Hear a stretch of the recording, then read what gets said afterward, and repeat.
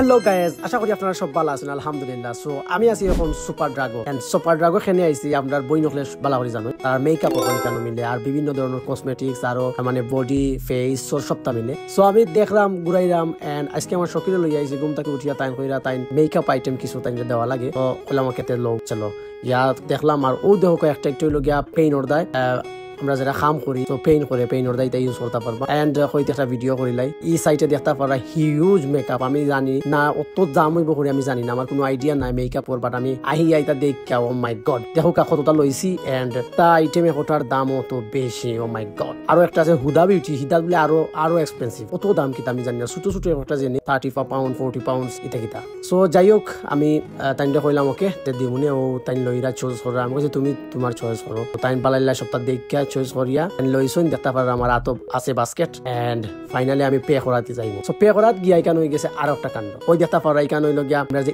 Electric brush এগুলা চার্জর rechargeable এটা brush normally তা ওল্ডার পিপল হলে ইউজ করুন।